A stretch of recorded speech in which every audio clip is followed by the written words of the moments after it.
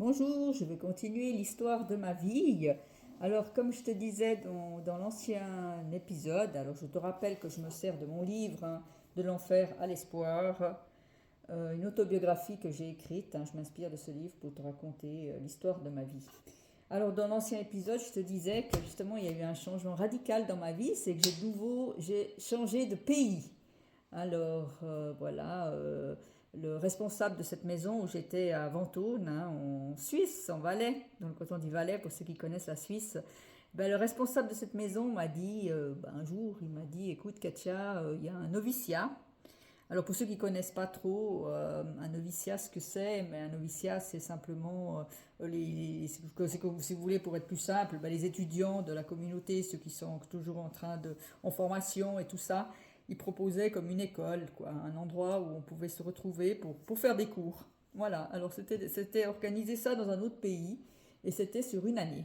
Voilà, alors la communauté avait organisé ça, une année de formation voilà, pour les gens qui étaient en train de se former dans la communauté et en train d'apprendre des nouvelles choses et en train de voir si c'était vraiment leur vocation de faire un engagement à vie voilà, dans la communauté. Et puis, pouvoir y rester toute sa vie. Et moi, j'ai dit tout de suite oui pour partir à cette année de noviciat. Elle était à Mortain. Mortain, c'est un village en France, quoi. Et là-bas, je suis allée et ce qui m'a épatée durant cette année que j'ai fait, c'est qu'on était à peu près une trentaine de maisons. Il y avait, à l'époque, la communauté des Béatitudes avait une trentaine de maisons. On avait des maisons dans le monde entier. On avait en Afrique, voilà, en France, beaucoup de maisons en France, puis dans d'autres pays aussi. Voilà. Et là, j'ai vu la grandeur de la communauté, j'ai vu la beauté de la communauté, j'ai vu que la communauté, c'était pas simplement ma petite maison en Suisse ou la petite maison que j'avais fait avant en France, mais qu'il y avait vraiment une grande richesse, que toutes les maisons étaient différentes, qu'il y avait des frères et sœurs de la communauté qui étaient différents, c'était tous des gens qui avaient à peu près mon âge, et puis qui voulaient faire cette année, et que le responsable avait envoyé faire cette année voilà, pour apprendre plus. Alors ce qu'on a eu, c'est qu'on a eu des cours, beaucoup de cours sur l'histoire de l'Église, beaucoup de cours sur l'histoire de la communauté, sur les engagements, les différents engagements. On a eu des gens qui sont venus nous donner des cours. Certains cours ont été très intéressants. Et voilà, et ça m'a permis aussi d'ouvrir mon esprit, de pouvoir apprendre des choses. J'aime toujours apprendre des choses, mais là, à cette époque, j'étais aussi très riche d'apprendre des nouvelles choses. Et puis je trouvais tellement la routine, quoi, la vie communautaire, que voilà, là, ça m'a sorti de ma routine. C'est clair qu'on avait toujours des temps de prière, mais bon, j'ai vraiment pu approfondir beaucoup de choses là-bas. Et voilà, ça fait déjà un moment que j'ai fait cela, donc je ne me rappelle plus de tous les cours qu'on a reçus, mais je me rappelle que ça a été riche.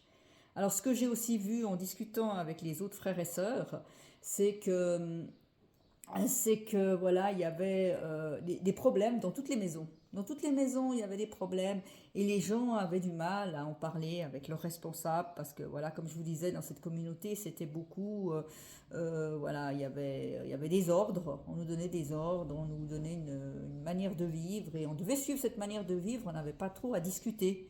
On ne pouvait pas dire, bah non, je suis pas d'accord, non, je veux pas ça, non, je voudrais voir les choses autrement.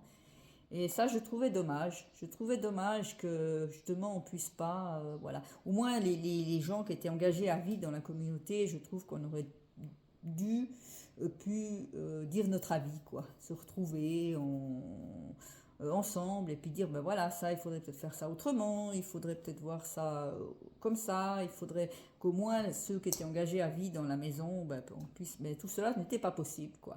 Je veux dire, beaucoup de frères et sœurs subissaient tout ça, et puis certains le vivaient bien, certains le vivaient mal, et on n'avait pas vraiment d'endroit pour pouvoir en parler. Voilà, on n'avait pas. Si on en parlait à un de nos responsables, ben, ils nous envoyaient balader, souvent.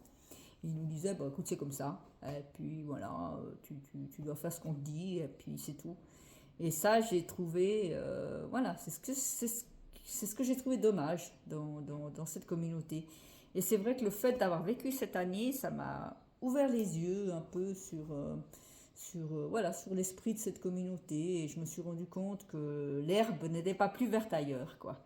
Voilà, c'était. Mais bon, à cette époque, je veux dire, je ne me posais pas des questions de quitter cette communauté parce que, voilà, ça faisait déjà plusieurs années que j'y étais. Comme je te disais, j'avais arrêté mes études pour rentrer là-bas. J'avais décidé de même pas faire d'études du tout parce que j'étais sûre que c'était ma vie, c'était ma vocation, c'était ce que je voulais faire. Et puis à cette époque, je me préparais à la vie religieuse, je voulais faire mes vœux définitifs. Et puis je disais que bon, cette année de noviciat, là, allait m'aider à faire mes vœux définitifs. La communauté n'était pas très chaude de me faire mes vœux définitifs. Parce qu'ils disaient toujours, ah, il faut que tu attendes, ah, t'es pas prête, ah, t'es ci, ah, t'es ça. Bon, je pense que c'était aussi mon côté rebelle, là. Je me rendais pas bien compte toujours, mais bon, moi, j'étais pas du style à me laisser marcher sur les pieds. Et puis je suis toujours un peu comme ça, c'est vrai. Voilà, quand il y a une injustice, quelque chose qui ne me plaît pas, ben, je le dis haut et fort. Et puis c'est vrai que là-bas, ça passe pas, quoi. Je veux dire, on ne peut pas tellement contester ce qu'on nous demande. Voilà, mais bon, cette année a quand même été positive pour moi, dans le sens que ça a été enrichissant. Après cette année, je suis retournée dans la maison de Suisse.